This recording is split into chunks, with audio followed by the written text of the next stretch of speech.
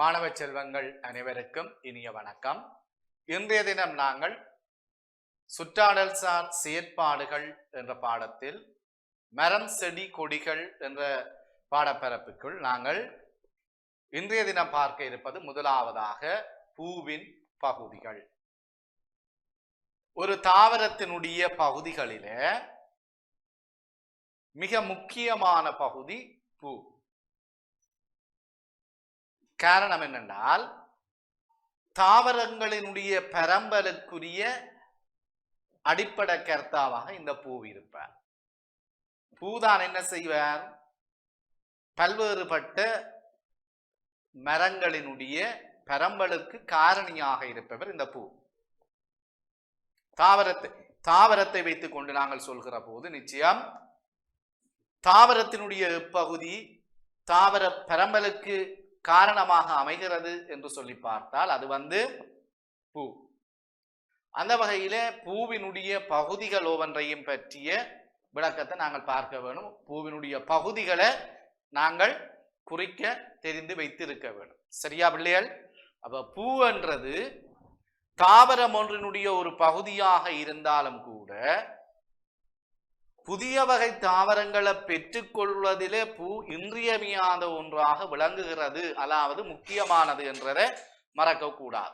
பூதான் முக்கியமானது என்றதை மறக்க கூடாது. ரைட். அப்ப சொல்வார்கள் என்ன, தாவரத்தினுடைய பகுதி காயாக மாறுகிறது. தாவரத்தினுடைய எப்பகுதி காயாக மாறுகிறது, அதாவது பூ. இது ஒரு வகை வினா. ரைட். அப்ப இந்த பூவினுடைய பகுதிகள் ஒவ்வொன்றையும் நாங்கள் இனங்கண்டு குறித்துக் கொள்கிற போது இந்த பூவினுடைய பகுதிகளில் இருக்கின்ற எந்த பகுதி காயாக மாறுகிறது என்றதையும் நாங்கள் தெரிந்து வைத்திருக்க வேண்டும். அது ஒரு வினாவாக கட்டாயம் பெறும். பல வினாபத்திரங்களில இந்த இரண்டு வகையான வினாக்கள். ஒன்று, தாவரத்தின் எப்பகுதி காயாக மாறுகிறது. இரண்டாவது வகை, பூவினுடைய பகுதி காயாக மாறுகிறது. இந்த ரெண்டு வகையான வினாக்கள் காயாக மாறுகின்ற அந்த விடயத்தை வைத்துக் கொண்டு உங்களை கேட்கலாம். அப்ப அந்த வகையில நாங்கள் இங்க பார்க்கிறோம் பூவினுடைய பகுதிகள். நாங்கள் ஏற்கனவே தாவரத்தினுடைய பகுதிகள் பார்த்திருக்கிறோம். தாவரத்தினுடைய பகுதிகள் பார்த்திருக்கிறோம். தாவரத்தினுடைய பகுதிகளில ஒன்றுதான் பூ என்றதை குறித்து காட்டியிருக்கிறார். அந்த வகையில தாவர பகுதிகளில ஒன்றாகிய பூவினுடைய பகுதிகளை நாங்கள் பிரத்யேகமாக தனித்தனியாக இனங்கண்டு குறித்து கொள்ளுகின்ற அளவுக்கு நாங்கள் தயாராக இருக்க வேண்டும். சரியா பிள்ளைகள்? பாருங்கள், முதலாவதாக நாங்கள் இந்த பூவினுடைய அமைப்பை பார்ப்போம். பூவினுடைய அமைப்பு எப்படி இருக்கிறது? அநேகமாக நாங்கள் செம்பருத்தி பூவை எடுத்து அந்த பூவை வைத்துக் கொண்டு பூவினுடைய பகுதிகள் ஒவ்வொன்றையும் இனங்கண்டு கொள்ளக்கூடிய செயல்முறைகளை செய்வது வழமை. செம்பருத்தி பூ மிக இலகுவாக பூவினுடைய பகுதிகளை இனங்கண்டு கொள்வதற்கு இலகுவான அமைப்பை கொண்டது. அந்த வகையில் இங்கு பார்க்கின்ற இந்த பூவினுடைய அமைப்பும் பூவும் செம்பருத்தி பூ போன்றது. ரைட். அப்ப இந்த செம்பருத்தி பூவை நாங்கள் என்ன செய்யறோம்? காய வைத்து எங்களுடைய பயிற்சி கோப்பியிலே ஒட்டி அதில ஒவ்வொரு பகுதிகளையும் குறித்துக் கொள்ளுவார். சரி, இந்த காய வைப்பது தொடர்பான இன்னொரு வினாவை நான் இந்த பகுதிகள் குறித்ததன் பிற்பாடு சொல்றேன், கேளுங்க. ரைட். முதல் நாங்கள் இந்த பகுதிகளில் இனங்கண்டு கொள்ளுவோம். சரியா? இனங்கண்டுட்டு பிறகு எழுதலாம். சரியா? ரைட். அப்ப இங்க பார்த்தால் தெரியும், இது இந்த இடத்தில் இருப்பதை நாங்கள் முதலாவது என்று சொல்லி அடையாளம் இடுவோம். முதலாவது, இது இரண்டாவது, 3, 4, 5, 6. இந்த 6 பகுதிகளும் நாங்கள் குறிக்க வேண்டும். 6 பகுதிகளையும் நாங்கள் குறிக்க வேண்டும். அதோட இந்த இவ்விடத்தை இருக்கின்ற இந்த பகுதியையும் நாங்கள் இனங்கண்டு கொள்ள வேண்டும். அதையும் நாங்கள் 7ஆவதாக போட்டுக் கொள்வோம். சரியா பிள்ளைகள்? முதலாவது பாருங்கள் இருக்கிற இந்த அமைப்பு, இங்க இருக்கிற இந்த அமைப்பு இந்த பக்கத்திலேயும் இருக்கு. இது வந்து இதை சொல்றது புள்ளி என்று சொல்லி சொல்லுவாங்க. என்னது? புள்ளி. பூவினுடைய ஒரு பகுதி புள்ளி. சரியா? பூவினுடைய ஒரு பகுதி இந்த முதலாவதாக சொல்லப்படுகிற இந்த இலக்கமிடப்பட்டது புள்ளி. சரியா பிள்ளைகள்? அப்ப வடிவா பாருங்கோ, இது தாவர பகுதியிலே ஒன்றாகிய பூவினுடைய பகுதிகளை வைத்துக் கொண்டு சொல்லப்படுகின்ற விடயம். அப்ப பூவினுடைய பகுதியில முதலாவது புள்ளியை குறித்து காட்டியிருக்கிறது. இரண்டாவது பாருங்கோ, இரண்டாவதாக அடையாளமிடப்பட்டிருக்கிறது, அதுதான் சூலகம். அது சூலகம். சரியா பிள்ளைகள்? என்னது? சூலகம். ஒரு பூவினுடைய பகுதிகளில மிக மிக முக்கியமான பகுதி இதுதான், இந்த சூலகம் என்கின்ற பகுதிதான். ஒரு பூவின் பகுதிகளில பிள்ளைகள் மிக முக்கியமான பகுதி இந்த சூலகம். இதை நன்றாக தெரிந்து வைத்திருக்க வேண்டும். ஏனென்றால் ஏற்கனவே நான் சொல்லி இருக்கிறேன், தாவரத்தினுடைய எப்பகுதி காயாக மாறுகின்றது. அது கண்டிப்பா நாங்கள் எல்லாருமே சொல்லுவோம், பூதான் காயாக மாறுகிறது. இங்கே இந்த பூவினுடைய பகுதிகளில் சூலகம் மிக மிக முக்கியமானது என்று நான் குறிப்பிட்டதற்கு காரணம், இந்த பூக்கள்ல இருக்கின்ற சூலகம் என்ற பகுதிதான் வித்துக்களை தோற்றுவிக்குது.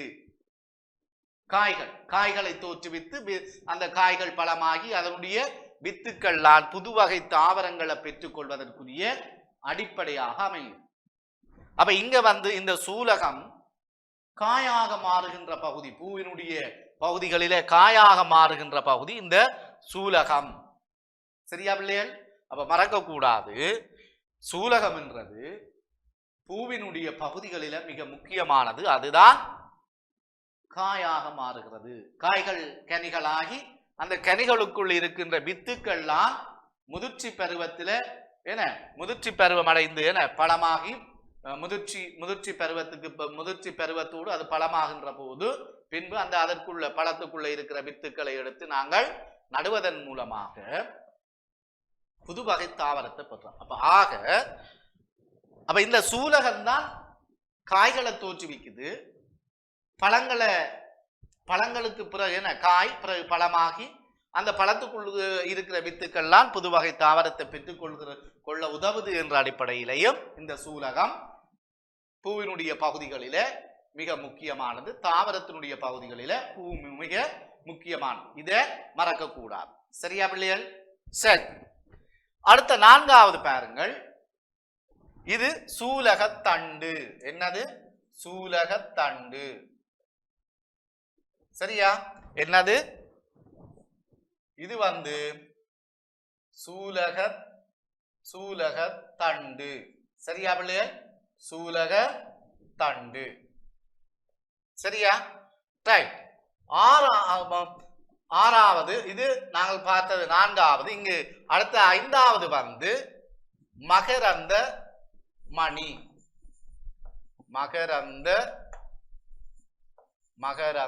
மணி நான்காவது, ஐந்தாவது. இங்க அடுத்ததாக நாங்கள் பார்க்காவிட்டது ஒன்று, மூன்றாவது இலக்கமிடப்பட்டு காட்டப்பட்டிருக்கிற இந்த இது வந்து மகரந்த இலை. இது வந்து என்ன பிள்ளைகள்? மகரந்த இலை மூன்றாவது என குறிப்பிடப்பட்டிருக்கிறது. என்ன தவற விட்டுட்டோம். 4 1 2 4 போயிட்டோம். மூன்றாவது இங்கு நாங்கள் தவற விட்டுட்டோம். அதுல வந்து அது மூன்றாவது என்று நான் இலக்கமிடப்பட்டு காட்டி இருக்கிறது மகரந்த இலை. ரைட். ஐந்தாவது தான் இந்த இடம். என்ன? மகரந்த மணி. மணிகள் இங்க பாருங்கள். என்ன? இவை மகரந்த மணி என்று சொல்லி சொல்லப்படுகிறது. சரியான பிள்ளைகள்? ரைட். இனி ஆறாவது, இதுதான் குறி. இதுதான் பூவினுடைய குறி என்று சொல்லி சொல்றார். சரியா? சூலக குறி என்று சொல்லி சொல்லுவார்கள். என்ன? குறி அல்லது சூலகத்தினுடைய முடிவிடம் என்று சொல்லி சொல்லுவார்கள். சரியா பிள்ளைகள்? அப்ப ஒரு பூவினுடைய பகுதிகளை இனங்கண்டு நாங்கள் குறிக்க தெரிந்தவர்களாக இருக்க வேண்டும். சரியா பிள்ளைகள்? சூலகம் பூவினுடைய பகுதிகளிலே மிக முக்கியமானது அதுதான் காய்களை தோற்றுவிப்பதிலே பிரதான பங்காளியாக செயற்படுது என்று சொல்லி ஞாபகத்தில் வச்சிருக்க வேண்டும். சரியா பிள்ளைகள்? அப்ப தாவரத்தினுடைய பகுதிகள் ஒவ்வொன்றிலும் தாவரத்துக்கும் பயன்களை கொடுக்கக்கூடிய வல்லமை இருக்கின்றன. அந்த வகையில இந்த பூவினுடைய பகுதிகளிலே சூலகம் என்கின்ற பகுதிதான் காய்களை தோற்றுவிக்குது. காய்கள் கனியாகி கனிகளுக்குள்ள இருக்கின்ற வித்துக்கள்லாம் புதுவகை தாவரங்களை உருவாக்குகின்றன. அந்த அடிப்படையிலேயும் இந்த பூவினுடைய பகுதிகளில் ஒன்றாகிய சூலகம் முக்கியமான பகுதியாக இருக்கின்றது. சரியா பிள்ளைகள்? ரைட். அப்ப பூவினுடைய பகுதிகளில் 6 பகுதிகள் நான் இங்க சொல்லி இருக்கிறேன். 7வதாக நான் பிரத்யேகமாக இப்ப குறித்து காட்டியிருக்கிறது ஏந்தி. என்னது? ஏந்தி. இதான் சொல்றது ஏந்தி. என்ன? புள்ளி, ஏந்தி. என்ன? அதே மாதிரி ஒவ்வொரு பகுதிகளையும் நான் இங்க குறித்து காட்டியிருக்கிறேன். சரியா? ரைட். இதுல நாங்கள் இன்னொரு பகுதி அல்லி குறிக்கப்படையில், என்ன, அதாவது இந்த இதழ்களை நாங்கள் சொல்றோம் அல்லி என்று சொல்றோம். என்னன்னு சொல்றோம் பிள்ளைகள்? அல்லி. என்ன? பூக்களுக்கு அழக கொடுக்கிறது. பூக்களுக்கு அழக கொடுக்கிறதுல இந்த அல்லிக்கு மிக முக்கியமான இடம் இருக்கு. என்ன? அல்லிகளினுடைய வட்டம் என்று சொல்றார். சரி. அப்ப பூவினுடைய பகுதிகளில புள்ளி, அதே மாதிரி அல்லி, மகரந்த மணிகள், மகரந்த இலை, என்ன, அதே போல சூலகம், ஏந்தி, சூலகத்தண்டு, குறி போன்றவை பூவினுடைய பகுதிகளாக காணப்படுகின்றன. இந்த பூவினுடைய பகுதிகளை நாங்கள் கட்டாயம் என்ன செய்ய வேணும்? குறித்து காட்டக்கூடியதாக இருக்க வேண்டும். குறித்து காட்டக்கூடியதாக இருக்க வேணும். சரியா? அப்ப புள்ளி, அல்லி, மகரந்த மணி, மகரந்த இலை, ஏந்தி, சூலகம், சூலகத்தண்டு, குறி ஆகிய பகுதிகள் பூக்களில இருக்கின்றன. இவற்றை நாங்கள் என்ன செய்ய வேணும்? குறித்து காட்டக்கூடியதாக இருக்க வேண்டும். சரியா? ரைட். அப்ப நான் ஏற்கனவே சொல்லி இருக்கிறேன், இந்த பூக்களினுடைய பகுதிகளை குறித்து காட்டுவதற்கு செம்பருத்தி பூ மிக சுகமானது. செம்பருத்தி பூவினுடைய அமைப்பு பூவினுடைய பகுதிகளை இலகுவில இனங்கண்டு கொள்ளக்கூடிய அளவு அமைப்புடையது என்று சொல்லி இருக்கிறேன். இதை காய வைத்து நாங்கள் என்ன செய்யலாம்? பயிற்சி கோப்பிகளில் ஒட்டி அதனுடைய பகுதிகளை குறித்துக் கொள்ளலாம் என்று சொன்னான். சரியா பிள்ளைகள்? ரைட். இங்க இந்த சிவப்பு நிற செம்பருத்தி பூவை காய வைத்ததன் பிற்பாடு, அதாவது நாங்கள் செம்பருத்தி பூவை மரத்தில இருந்து பிடுங்கி எடுக்கிற வரைக்குமான நிறத்துக்கும் அதனை காய வைத்து பின்பு கொப்பியில ஒட்டுகின்ற வரைக்குமான நிறத்துக்கும் வித்தியாசம் இருக்கு. செம்பருத்தி பூ உயிரோட்டமாக இருக்கிற போது சிவப்பு நிற செம்பருத்தி பூ சிவப்பு, என்ன, நான் சிவப்பு நிறத்தை தான் சொல்றேன். சிவப்பு நிற செம்பருத்தி பூ அதனுடைய நிறத்தை கொண்டிருக்கும். காய வைத்ததன் பின்பு அதை எடுத்து பார்த்தால் அது சிவப்பு நிறம் மாறி ஊதா நிறத்திற்கு ஊதா நிறமாக அது காணப்படும். ஊதா நிறத்தில் அது காணப்படும். சரியா பிள்ளைகள்? அப்ப மறக்க கூடாது, செம்பருத்தி பூவை காய வைத்த சிவப்பு நிற செம்பருத்தி பூவை காய வைத்ததன் பின்பு தோன்றும் நிறம் என்ன நிறம் என்று கேட்டால் ஊதா நிறம் என்று சொல்லி மறக்க கூடாது. ஊதா நிறம் என்றதை மறக்க கூடாது. செம்பருத்தி பூவை காய வைத்ததன் பின்பு அது ஊதா நிறமாக இருக்கும். அதுதான் விடயம். சரியா பிள்ளைகள்? அப்ப மறக்க கூடாது, பூவினுடைய எந்த ஒரு பகுதியையும் குறிக்க சுட்டிக்காட்ட உங்களுக்கு தெரிந்திருக்க வேண்டும். சரியா பிள்ளைகள்? ரைட். சரி, ரைட். நாங்கள் இப்ப அடுத்த விடயத்துக்குள்ள போவோம். பூவினுடைய பகுதிகளை இப்ப பார்த்திருக்கிறோம். அடுத்ததாக பாருங்கள், வேரினுடைய வகைகள். என்ன வேரினுடைய வகைகளை பற்றி நாங்கள் இங்கு பார்க்கலாம். வேரினுடைய வகைகளை நாங்கள் பார்த்து கொள்ளலாம். சரியா? அப்ப வேரினுடைய வகைகள் நாங்கள் ஏற்கனவே பார்த்திருக்கிறோம். அதாவது வேரினுடைய தொழிற்பாடு பற்றி பார்த்திருக்கிறோம். தாவர பகுதிகள் ஒவ்வொன்றினதும் தொழிற்பாடுகள் எவை அவற்று அந்த பகுதிகள் ஒவ்வொன்றினாலும் தாவரங்கள் பெற்றுக்கொள்கின்ற நன்மைகள் என்னென்ன என்பது பற்றிய விளக்கங்களை, கருத்துக்களை நாங்கள் பார்த்திருக்கிறோம். ரைட். இங்க பாருங்கள், ஒரு தாவரத்தினுடைய ஒரு பிரதான பகுதியாக விளங்குகின்ற வேரினுடைய அமைப்பு தரப்பட்டிருக்கிறது. இந்த வேர் நாங்கள் பார்க்கலாம். இது ஆணி வேர் என்று சொல்லி சொல்றோம். என்னது? ஆணி வேர் தாவரம். எது? ஆணி வேர் தாவரம். அப்ப வேர் வகைகளிலே ஒன்று ஆணி வேர் இருக்கு. ஆணி வேர் தாவரம். என்ன அதுல பக்க வேர்கள் எல்லாம் இருக்கின்றன. என்ன பக்க வேர்கள். இது ஆணி வேர் என்று சொல்லி சொல்றது. இத ஆணி வேர் என்று சொல்லி சொல்றது. அப்ப ஆணி வேர் தாவரங்கள் இவை. ரைட். அப்ப இங்க இருக்கின்ற இவற்றை நாங்கள் பக்க வேர்கள் என்று சொல்லிக் கொள்ளலாம். பக்க வேர்கள் என்று சொல்லி நாங்கள் இவற்றை சொல்லிக் கொள்ளலாம். சரியா பிள்ளையா? அப்ப வேர் வகைகளில முதலாவதாக ஆணிவேர். ஆணிவேர் தாவரங்கள் என்ன பெருமரங்கள், கிளைகள் விட்டெறிந்து பரப்பி ஓங்கி வளர்ந்திருக்கின்ற பெருமரங்கள் எல்லாம் ஆணிவேர் தாவரங்களாக இருக்கும். ஆணிவேர் தாவரங்களாக இருக்கும். சரியா பிள்ளையா? அப்ப இந்த அமைப்பு, இந்த வேரினுடைய இந்த வடிவம் ஆணிவேர் தாவரங்கள் அல்லது ஆணிவேர் என்கின்ற அமைப்பை கொண்டது என்றதை மறக்க கூடாது. சரியா பிள்ளைகள்? அப்ப தாவரங்கள் கொண்டிருக்கின்ற வேரினுடைய அமைப்பு ஆணிவேர் என்று சொல்லி முதல் நாங்கள் பார்த்திருக்கிறோம். ஆணிவேர் தாவரங்கள் வேம்பு, பெலா, அரசு இப்படியாக பெருமரங்கள் இந்த ஆணிவேர் அமைப்பினையுடைய வேரினை கொண்டிருக்கின்ற தாவரங்களாக விளங்குகின்றன. ஆகவே இவற்றை நாங்கள் ஆணிவேர் என்று சொல்லி சொல்லலாம். சரியா பிள்ளையால்? இவற்றை நாங்கள் என்ன சொல்றோம்? ஆணிவேர். என்ன ரைட். சரி. அப்ப இது ஒன்று ஓகே, ஆணிவேர் என்றது சரி. இரண்டாவது இங்கே அடுத்ததை பாருங்க.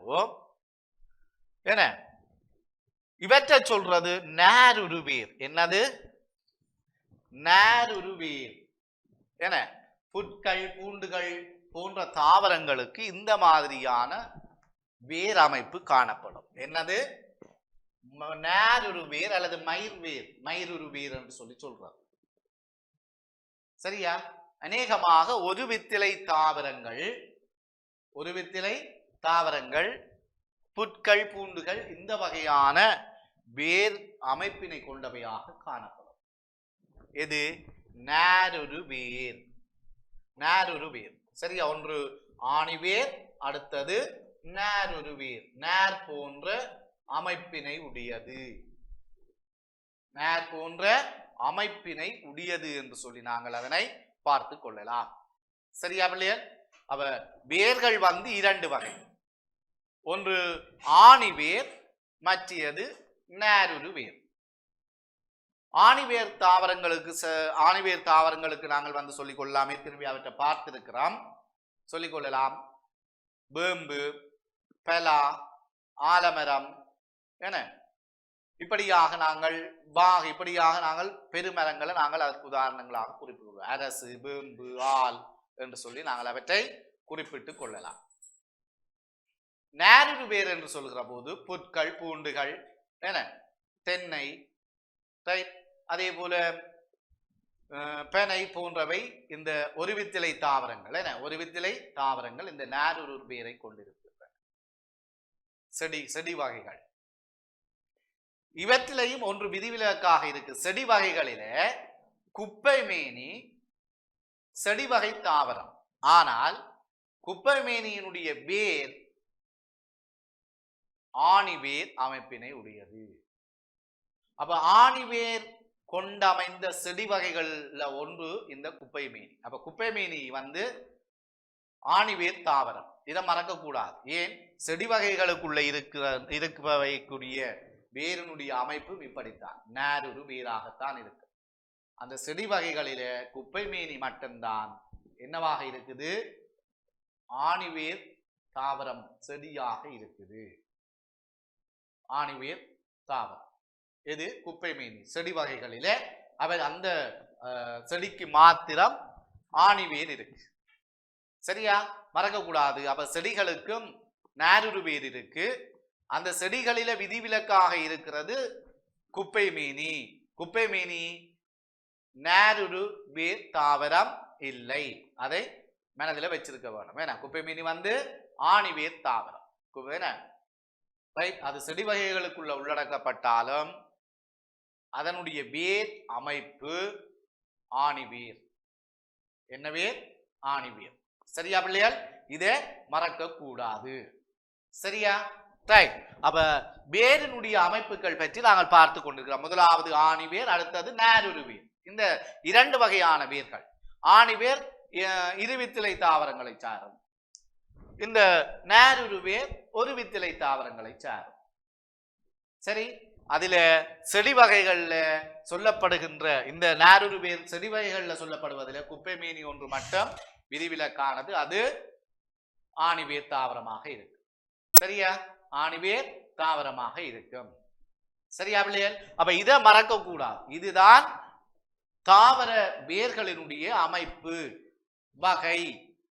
என்ன வகைகள் என்றதை மறக்க கூடாது. சரியா பிள்ளைகள்?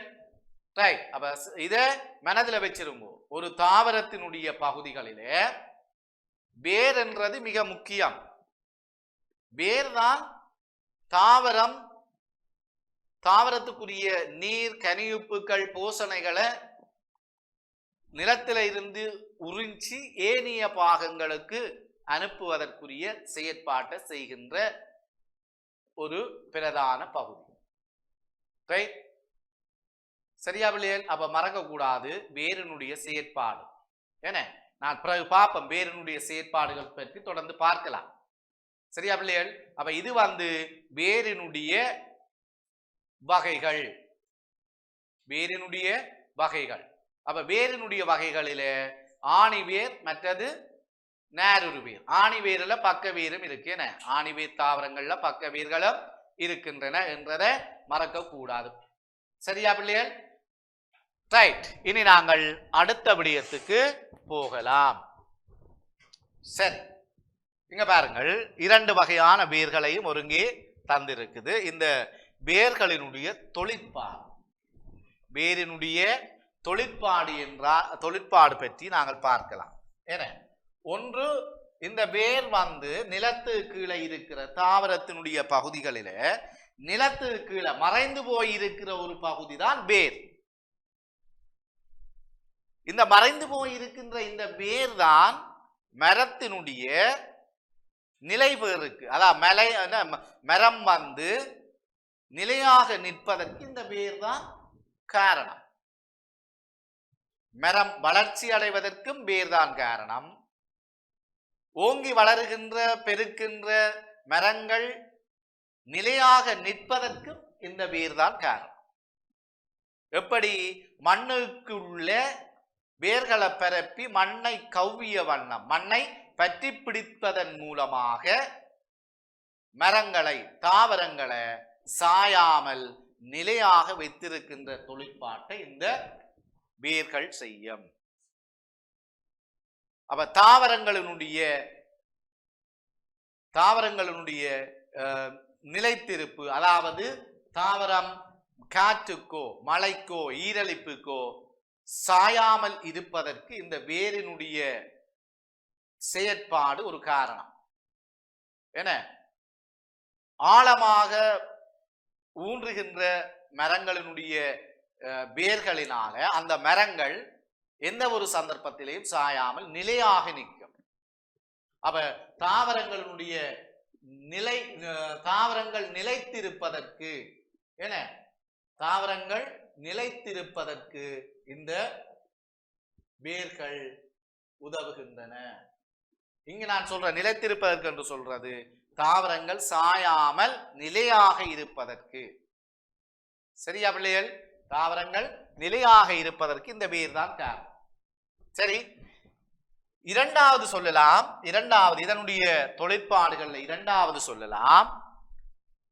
இந்த நீரையும் இரண்டு தொழிற்பாடுகள் எங்களுக்கு இந்த வேரை பற்றி சொன்னால் போதும். ஏன்னா ஒன்று பற்றி பிடித்திருக்கிறது, அதுதான் நிலைத்திருக்கிறதுக்குரிய வழி. அதுதான் நிலைத்திருப்பதற்குரிய வழி, பற்றி பிடித்தல். ரைட்?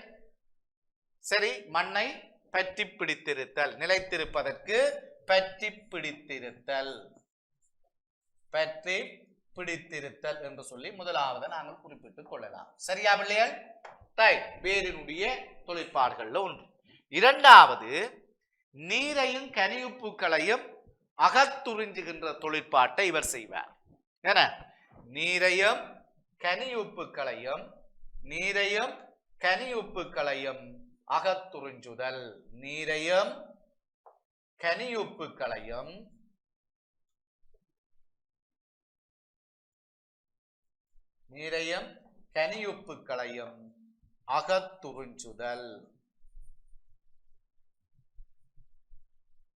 அகத்துறிஞ்சுதல். இது இந்த இரண்டும் தாவர வேர்கள் என்ற அடிப்படையில பொதுவாக இருக்கின்ற முழுமையான தாவரங்களுக்கும் பொருந்துவனவாக இந்த இரண்டு தொழிற்பாடுகளும் இருக்கு. சரியா பிள்ளைகள்? அப்ப இரண்டு தொழிற்பாடு, ஒன்று நிலைத்திருத்தல், மண்ணை பற்றி பிடித்திருப்பதன் மூலம் மரம் நிலையாக நிற்பதற்குரிய பலத்தை வேர்தான் கொடுக்கும். நிலையாக நிற்பதற்குரிய பலத்தை வேர்தான் கொடுக்கிறது. இரண்டாவது, தாவரங்களுக்கு தேவையான நீரையும் கனியுப்புக்களையும் வேர்தான் அகத்துறிஞ்சி கொள்கிறது. சரியா பிள்ளைகள்? வேர்தான் அகத்துறிஞ்சுகின்றது. சரி, இன்னொரு வகையில வேரினுடைய தொழிற்பாட்டை சொல்லிக்கொள்ளலாம். எப்படி என்றால், பதிய முறை இனப்பெருக்கத்துக்கு சில தாவரங்களுக்கு இந்த வேர் தான் ஊன்றுகோலாக இருக்கு. பதிய முறை இனப்பெருக்கம், அதாவது நேரடியாக வேரின் மூலம் பரம்பல் அடைவதற்கு, இனப்பெருக்கம் அடைவதற்குரிய தாவரங்கள் சில இருக்கின்றன. வேரின் மூலம் பரம்பல் அடைகின்ற அல்லது வேரின் மூலம் பெருக்கம் அடைகின்ற தாவரங்கள் சில இருக்கின்றன. அப்ப பதிய முறை இனப்பெருக்கத்திற்கு இவை துணை புரிகின்றன. இந்த வேர்கள் பதிய முறை இனப்பெருக்கம், அதாவது தாவரங்கள் பெருக்கம் அடைவதற்குரிய பகுதியாக இந்த வேர்கள் இருக்கு. சில தாவரங்கள் நான் சொல்லலாமே, கறிவேப்பிலை, ஈரப்பலா, பெட்சி. கறிவேப்பிலை, ஈரப்பலா, பெட்சி போன்றவற்றை நாங்கள் இதற்கு உதாரணமாக சொல்லிக் கொள்ளலாம். இதனை சொல்லிக் கொள்ளலாம். அதாவது பதிய முறை இனப்பெருக்கம், புதிய வகை தாவரங்களை பெற்றுக்கொள்வதற்கு வேர்கள் துணை புரிகின்றன. வேரின் மூலம் பெருக்கமடைகின்ற தாவரங்களிலே ஈரப்பலா, கறிவேப்பிலை, அதே போல பெட்சி போன்றவை உதாரணங்களாக குறிப்பிடப்படுகின்றன.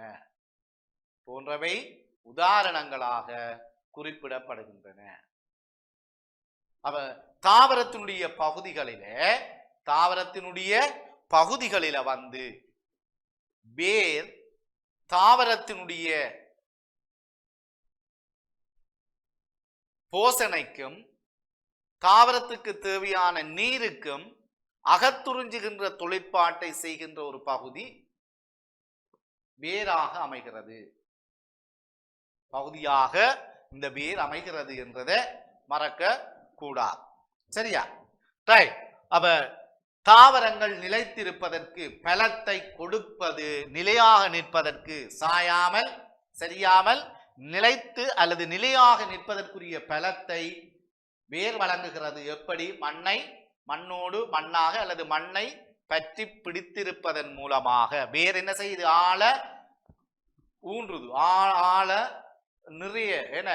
நிறைய என்று சொன்னால் பக்க வேர்களோடு பிரதான வேரும் ஆழமாக புதைந்து மண்ணை பற்றி பிடித்திருப்பதன் மூலமாகத்தான் இந்த மரம் சாயாமல் நிற்பதற்கு வேர் காரணமாகின்றது. வேருக்குரிய பலம் எது? மரத்தை நிலையாக, அதாவது மரத்தை சாயாமல் பற்றி வைத்திருத்தல். சரி, அப்ப இந்த வகையில வேரினுடைய செயற்பாடுகள் இவ்வாறு அமையும். நீரையும் கனியுப்புகளையும் அகத்துறிஞ்சி வேர் கொடுக்கும். பின்பு தாவர பகுதிகள் ஒவ்வொன்றுக்கும் அவற்றை கொண்டு செல்வதற்குரிய செயற்பாட்டை தண்டு செய்யும். மரம் தண்டு செய்யும். சரியா? அப்ப அந்த வகையில வேரினுடைய தொழிற்பாடுகள் இவ்வாறு அமைகின்றன. வேரினுடைய தொழிற்பாடுகள் இவ்வாறு அமைகின்றன. சரியா பிள்ளையே? அப்ப நாங்கள் முதல் பார்த்தோம் பூவினுடைய பகுதிகளை பார்த்தோம். பூவினுடைய பகுதிகள் ஒவ்வொன்றிலையும் சூலகம் முதன்மையானது என்று சொல்லி இருக்கிறார். சரியா பிள்ளைகள்? ஏன்? காய்களை தோற்றுவிக்கிறதுல இந்த சூலகத்துக்கு முக்கிய இடம் உண்டு. அந்த வகையில அவற்றை சொன்ன. சரியா? ரைட். அப்ப பூவினுடைய பகுதிகள் புள்ளி, ஏந்தி, அல்லி, சூலகம், குறி, சூலகத்தண்டு என்று சொல்லி மகரந்த மணி, மகரந்த இலை என்று சொல்லி நாங்கள் பார்த்தோம். ரைட். அதே போல வேரினுடைய வகைகளை பார்த்தோம். இப்ப வேரினுடைய தொழிற்பாடுகளை என்று சொல்லி பார்த்திருக்கிறோம். சரியா பிள்ளைகள்? அப்ப இந்த 3 பிரதான விடயங்களையும் நாங்கள் இன்றைய பார்த்திருக்கிறோம். மீண்டும் ஒரு சந்தர்ப்பத்தில் இந்த மரம் செடி கொடிகள் தொடர்பான ஏனைய பல்வேறு விடயங்களோடும் நான் உங்களை சந்திக்கிறேன். நன்றி பிள்ளைகள். கல்வி டிவியில் புத்தம்புது நிகழ்ச்சிகளை உடனுக்குடன் பார்த்து மகிழ எமது Facebook மற்றும் YouTube பக்கத்தை லைக் செய்யுங்கள்.